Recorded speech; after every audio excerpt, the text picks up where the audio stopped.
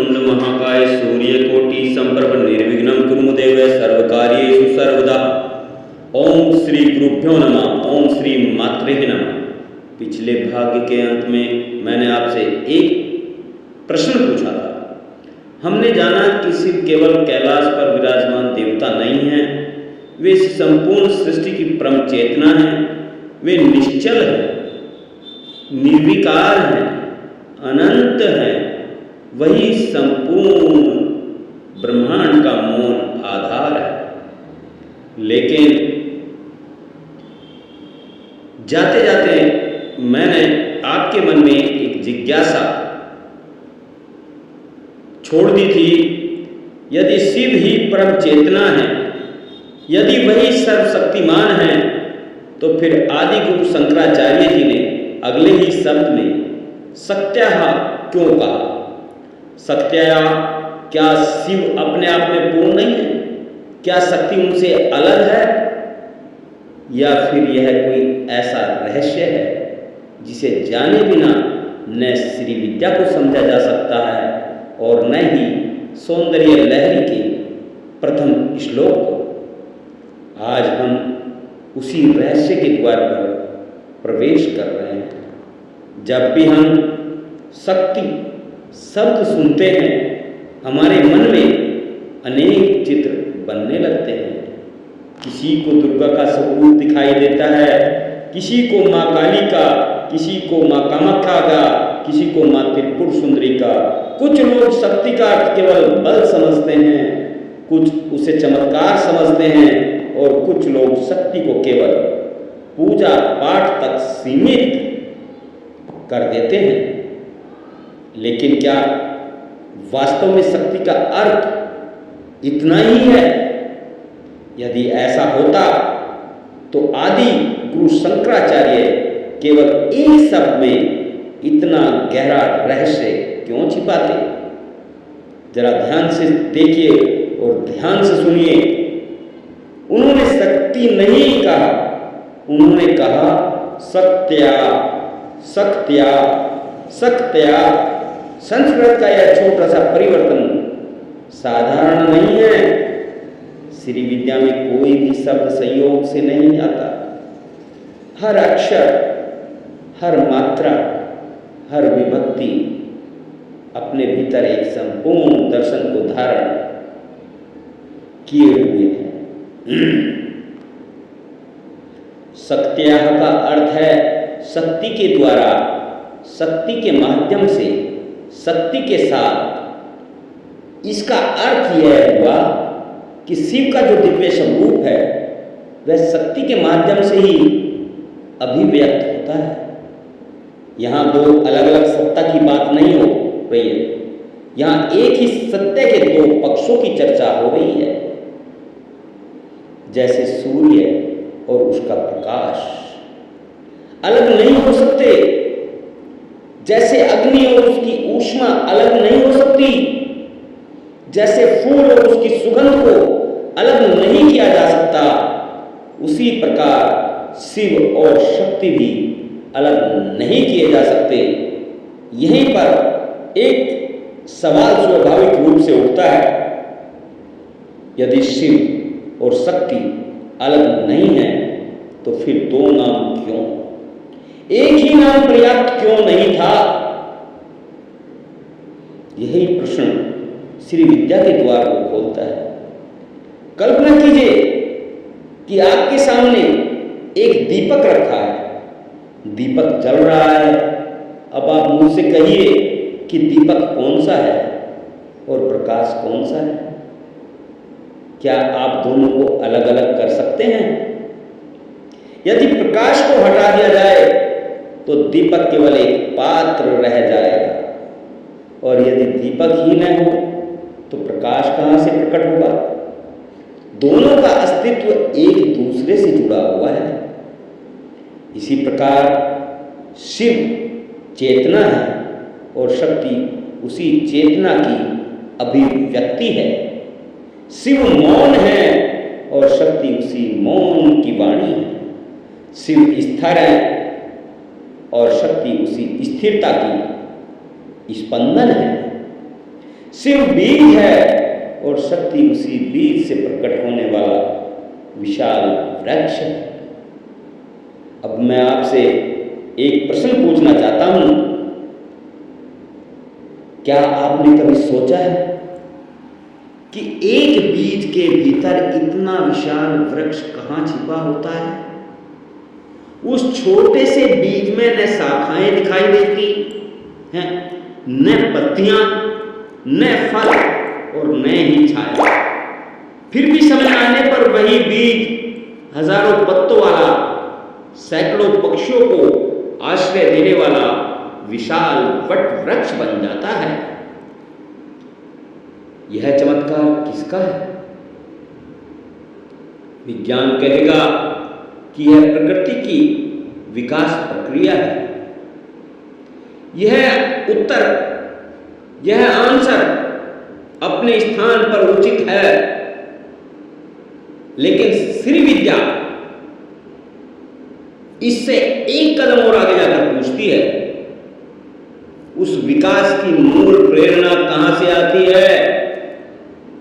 वह कौन सी चेतना है जो एक सूक्ष्म बीज को उसके पूर्ण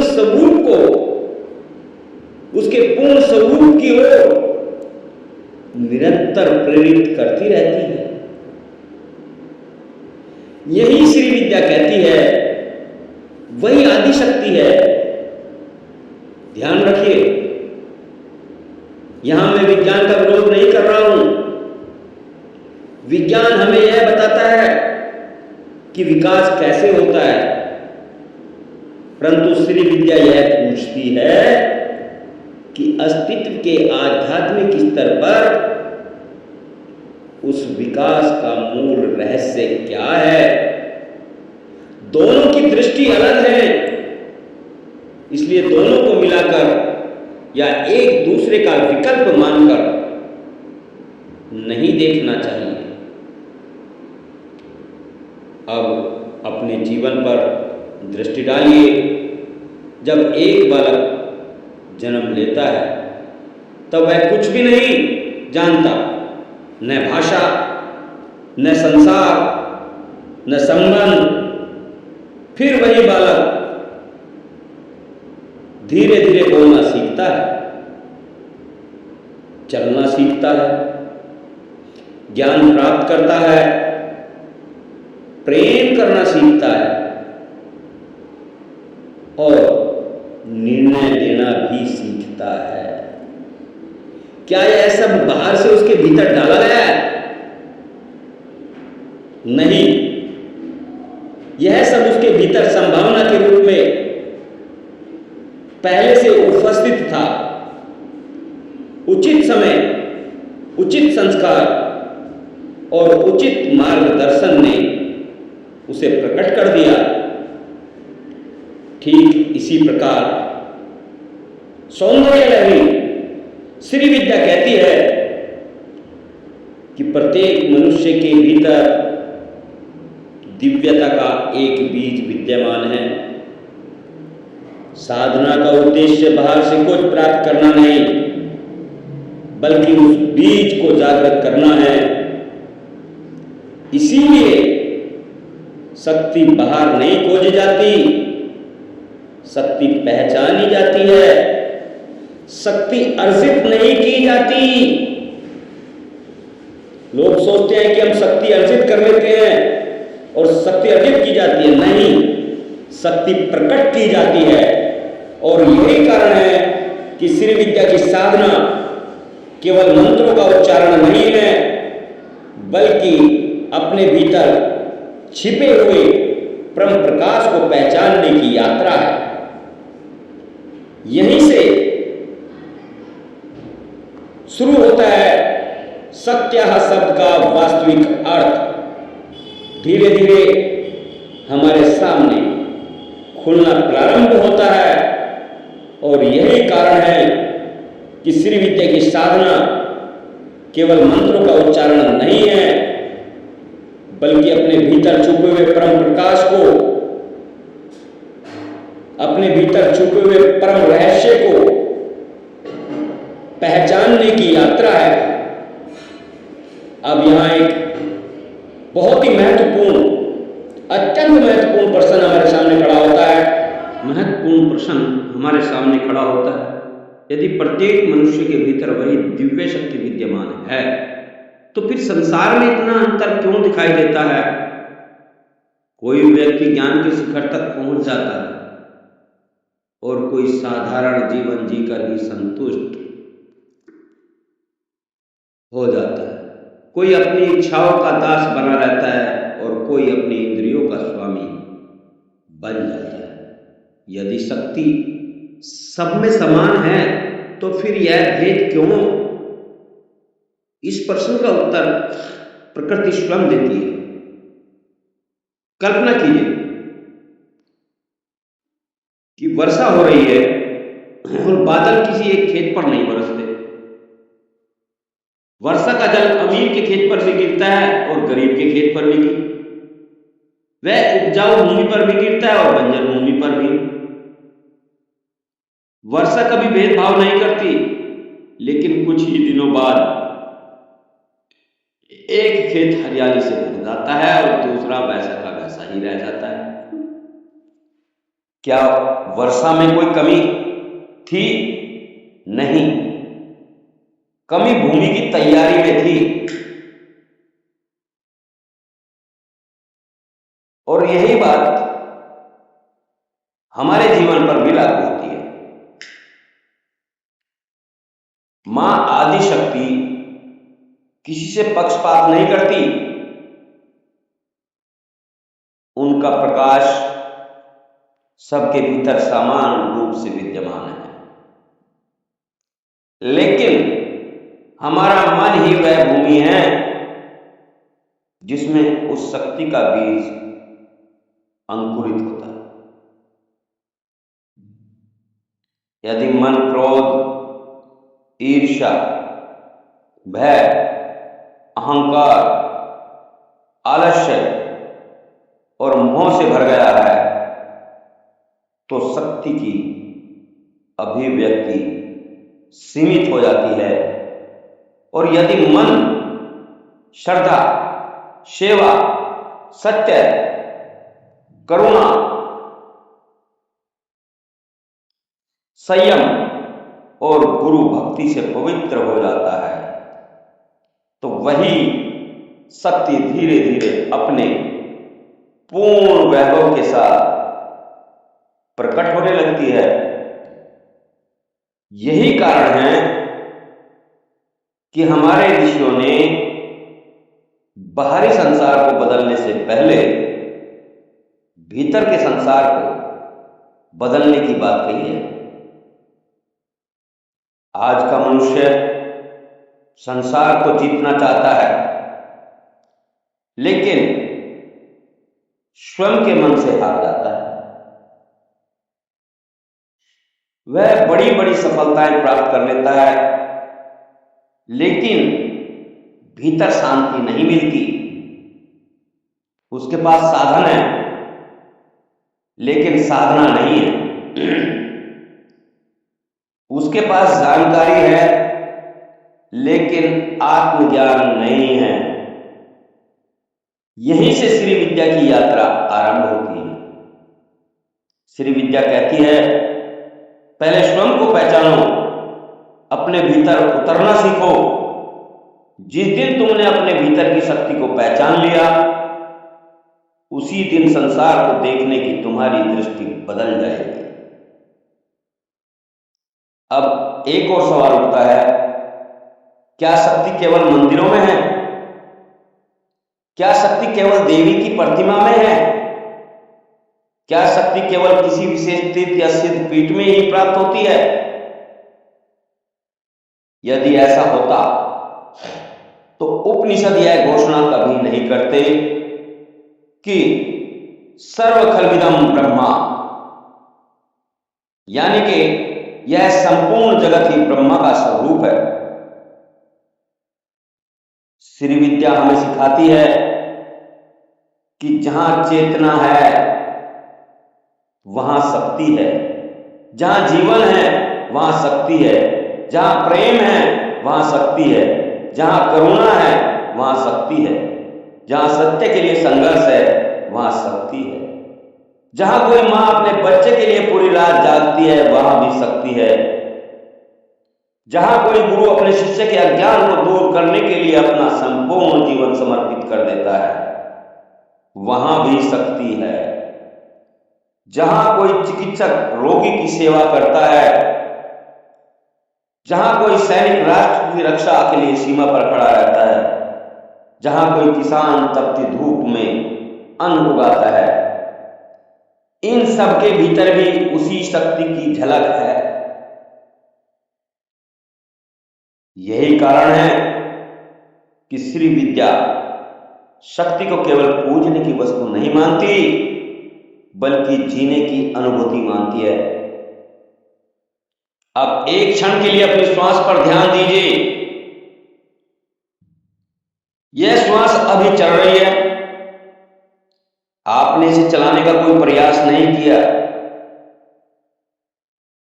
जब आप सो जाते हैं तब भी यह चलती रहती है। आपका हृदय धड़कता रहता है,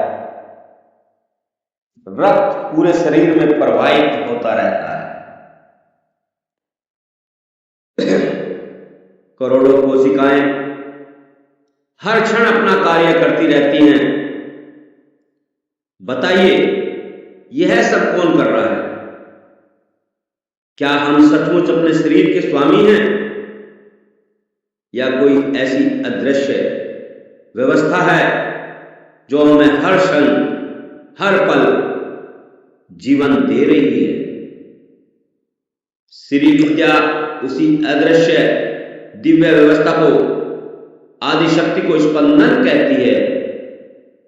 इसलिए जब साधक मां कहकर पुकारता है तो वह केवल एक देवी का नाम नहीं ले रहा होता, वह उस अनंत चेतना को प्रणाम कर रहा होता है जो ब्रह्मांड के कण कण में स्पंदित हो रही है, जो हमारे भीतर प्राण बनकर बह रही है, जो बुद्धि बनकर सोच रही है, जो करुणा बनकर पिघल रही है और जो अंततः साधना बनकर हमें शिव की ओर लौटा रही है।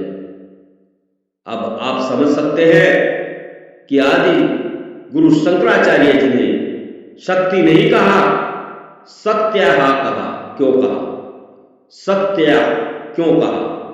वे हमें यह बता रहे हैं कि शिव का अनुभव भी शक्ति के माध्यम से ही होगा, साधना भी शक्ति के द्वारा होगी, ज्ञान भी शक्ति के द्वारा मिलेगा और अंततः शिव के साथ एकत्व की अनुभूति भी उसी शक्ति की कृपा से होगी।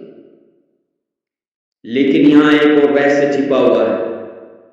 यदि शक्ति ही सब कुछ कर रही है तो फिर शास्त्रों में इच्छा शक्ति, ज्ञान शक्ति और क्रिया शक्ति, इन तीन शक्तियों की अलग अलग चर्चा क्यों की गई? क्या ये तीन अलग अलग शक्तियां हैं या एक ही आदि शक्ति के तीन दिव्य आयाम हैं? यही रहस्य अब हमारे अगले भाग में धीरे धीरे उद्घाटित होगा। अब आइए उस रहस्य को समझने का प्रयास करते हैं जिसे हमारे शास्त्रों ने इच्छा शक्ति, ज्ञान शक्ति और क्रिया शक्ति के नाम से वर्णित किया है। बहुत से लोग इन तीनों नामों को अलग अलग शक्तियां समझ लेते हैं, जबकि वास्तव में ये एक ही आदि शक्ति के तीन दिव्य आयाम हैं। जिस प्रकार एक ही सूर्य से प्रकाश भी निकलता है, ऊष्मा भी प्राप्त होती है और उसी के कारण पृथ्वी पर जीवन भी संभव होता है, उसी प्रकार आदि शक्ति भी एक ही है, लेकिन उसका कार्य अनेक रूपों में प्रकट होता है। सबसे पहले आती है इच्छा शक्ति। संसार में कोई भी कार्य इच्छा के बिना प्रारंभ नहीं होता। जिस दिन आपके भीतर कोई श्रेष्ठ संकल्प उत्पन्न होता है, उस दिन आपकी आध्यात्मिक यात्रा का पहला कदम उठ जाता है। सोचकर देखिए, यदि आपके मन में आज यह इच्छा ही न जागती कि मुझे सत्य को जानना है, मुझे ईश्वर को समझना है, मुझे अपने जीवन का वास्तविक उद्देश्य खोजना है, तो क्या आप इस समय यह प्रवचन सुन रहे होते? नहीं। इसलिए साधना का प्रारंभ किसी मंत्र से पहले इच्छा से होता है। लेकिन यहां एक बात समझनी होगी, हर इच्छा शक्ति नहीं होती। मन की प्रत्येक कामना को श्री विद्या इच्छा शक्ति नहीं कहती। जो इच्छा केवल इंद्रियों की तृप्ति तक सीमित हो, वह इच्छा है। पर जो इच्छा आत्मा को उसके मूल स्वरूप की ओर ले जाए, वही इच्छा शक्ति है। इसीलिए हमारे ऋषि संकल्प को इतना महत्व देते थे। प्रत्येक पूजा से पहले संकल्प कराया जाता है। क्या भगवान को यह नहीं पता कि हम क्या करने जा रहे हैं? अवश्य पता है। फिर संकल्प क्यों? इसलिए कि जब तक मन एक दिशा में स्थिर नहीं होगा, तब तक शक्ति बिखरी रहेगी। संकल्प की शक्ति को दिशा देता है। मतलब संकल्प जो है शक्ति को दिशा देता है। अब इसके बाद आती है ज्ञान शक्ति। केवल इच्छा पर्याप्त नहीं है। यदि किसी यात्री को यात्रा पर जाने की इच्छा हो, लेकिन उसे मार्ग का ज्ञान ना हो, तो वह भटक जाएगा। इसलिए इच्छा शक्ति के बाद भी ज्ञान शक्ति का प्रकट होना आवश्यक है। यही कारण है कि भारतीय संस्कृति में गुरु को इतना ऊंचा स्थान दिया गया है।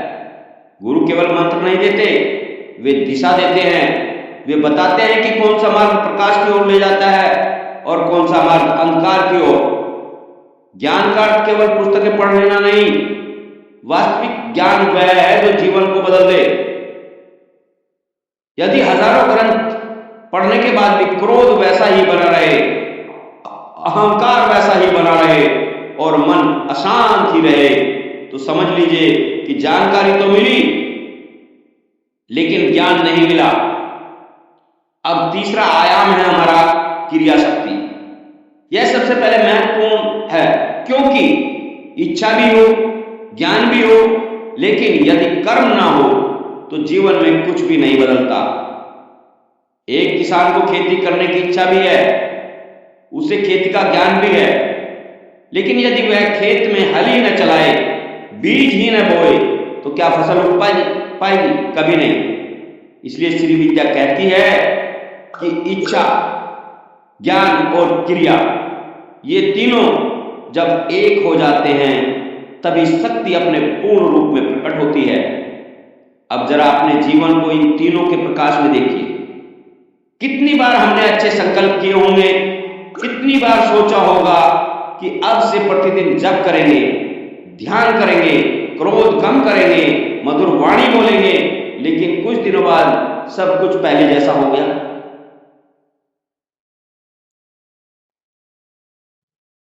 ऐसा क्यों हुआ? इसलिए कि इच्छा तो उत्पन्न हुई, थोड़ी सी जानकारी भी मिली, लेकिन क्रिया निरंतर नहीं रही। साधना में जो है निरंतरता ही शक्ति का सबसे बड़ा रहस्य है।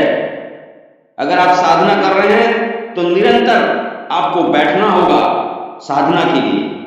यही सबसे बड़ा रहस्य है। यही कारण है कि मां त्रिपुर सुंदरी को केवल वरदान देने वाली देवी नहीं कहा गया, बल्कि साधक के भीतर निरंतर जागरण करने वाली चेतना कहा गया है।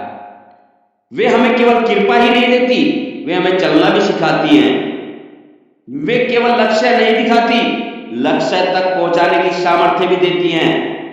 अब यहां एक और प्रश्न उठता है, यदि इच्छा शक्ति, ज्ञान शक्ति और क्रिया शक्ति हमारे भीतर ही है, तो फिर हम बार बार दुर्बल क्यों पड़ जाते हैं? कभी उत्साह आता है, कभी समाप्त हो जाता है, कभी मन साधना में लगता है, कभी संसार की ओर भागने लगता है। क्या इसका अर्थ यह है कि हमारी शक्ति कमजोर है?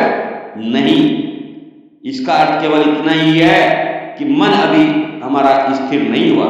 जिस प्रकार तेज हवा में दीपक की लौ बार बार डगमगाती है, लेकिन जब हवा रुक जाती है तो वही लोग स्थिर होकर उजाला फैलाती है।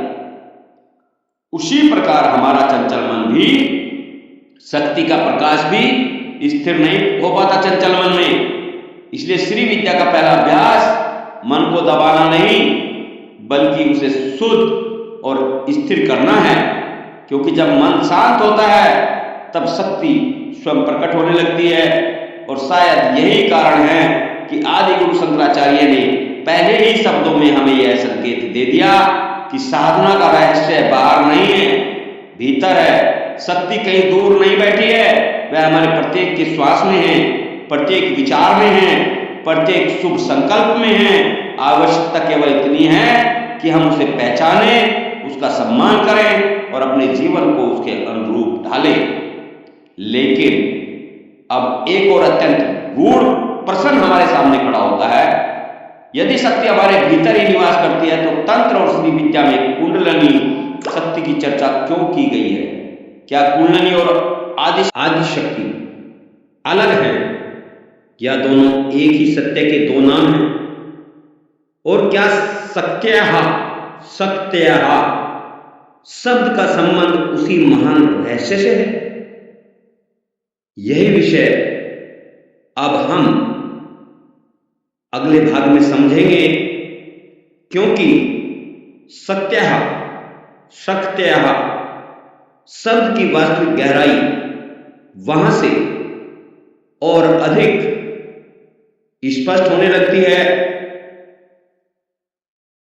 यही है श्री विद्या का मार्ग, यही है शक्त्या शब्द का प्रथम अनुभव।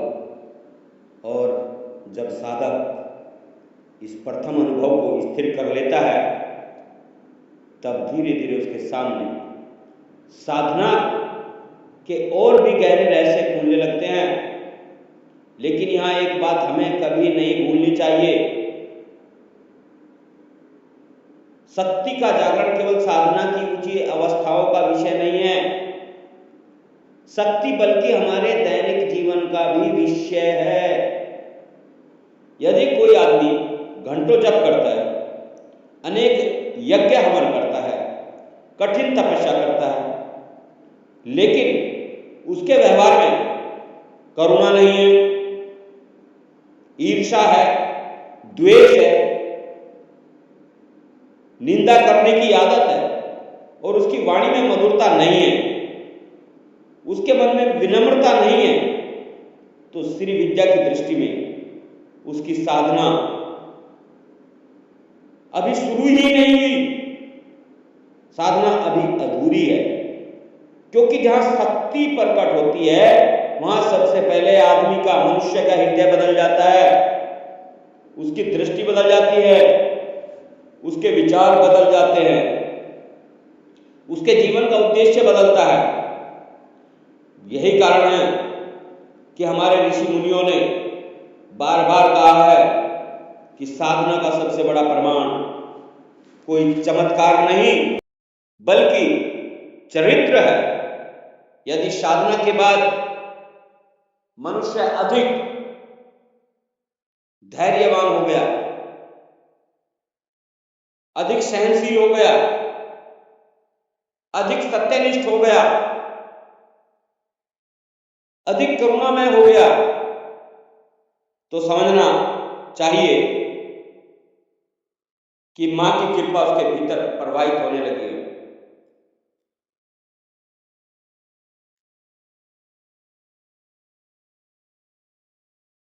लेकिन यदि साधना के बाद भी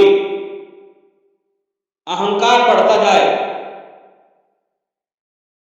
जरा सा कोई मुझे कुछ कह दे गलत या कुछ ऐसी बात हो जाए तो मैं उसका बुरा सोचने लगूं या उसको अपने से छोटा समझने लगूं, तो यही प्रवृत्ति, दूसरों को छोटा समझने की प्रवृत्ति बढ़ जाए, क्रोध और कटुता बनी रहे, तो हमें अपने मार्ग का पुनः परीक्षण करना चाहिए।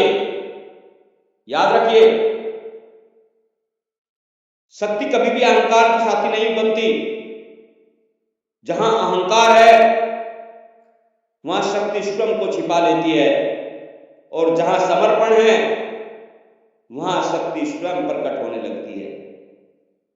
इसलिए आदिगुरु शंकराचार्य जी ने सौंदर्य लहरी में, श्री विद्या में गुरु के चरणों में समर्पण को इतना महत्व दिया गया है, क्योंकि गुरु केवल ज्ञान नहीं देते, वे साधक के भीतर उस पात्रता का निर्माण करते हैं जिसमें मां की कृपा सहज रूप से उतर सके। जरा एक पल के लिए सोचिए, जब वर्षा होती है तो आकाश से जल सभी स्थानों पर समान रूप से गिरता है, लेकिन यदि किसी बर्तन का मुख नीचे की ओर हो तो उसमें एक भी बूंद नहीं ठहरती, और यदि वही पात्र विनम्र होकर ऊपर की ओर खुल जाए तो वह अमृत की तरह वर्षा के जल से भर जाता है। ठीक यही स्थिति साधक की भी है।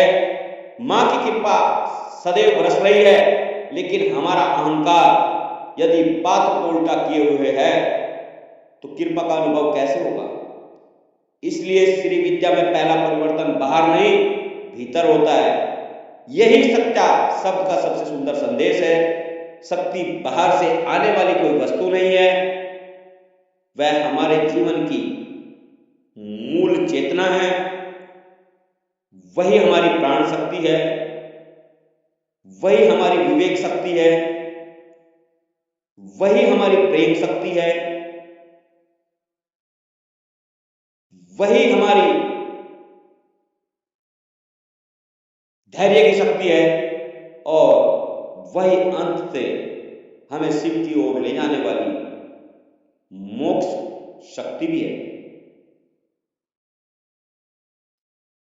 जब साधक इस सत्य को अपने अनुभव में उतार लेता है, तब उसके लिए संसार पहले जैसा नहीं रह जाता। वही घर, वही परिवार, वही कार्य, वही लोग होते हैं, लेकिन उन्हें देखने वाली दृष्टि बदल जाती है।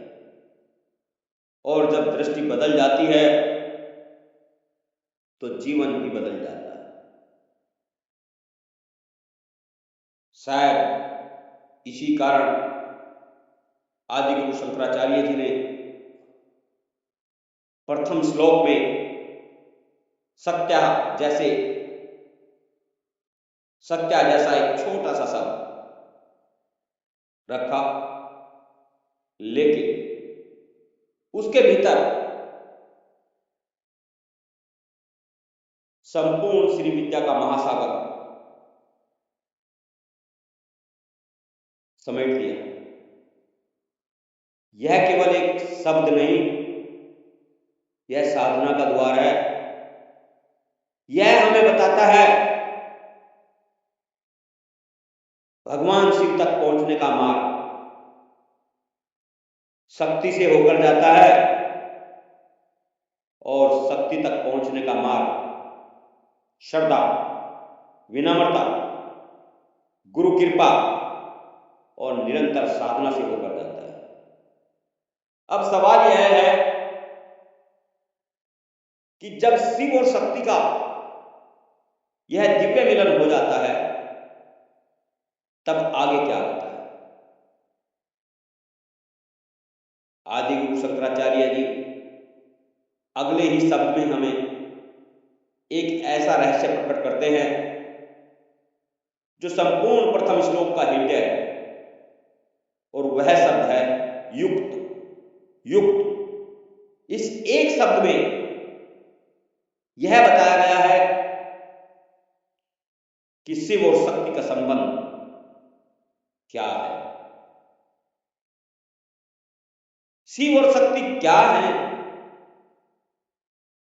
क्या वे अर्धनारीश्वर है? क्या है उनका भेद? उनका भेद क्या है? और समस्त सृष्टि की उत्पत्ति का रहस्य क्या है?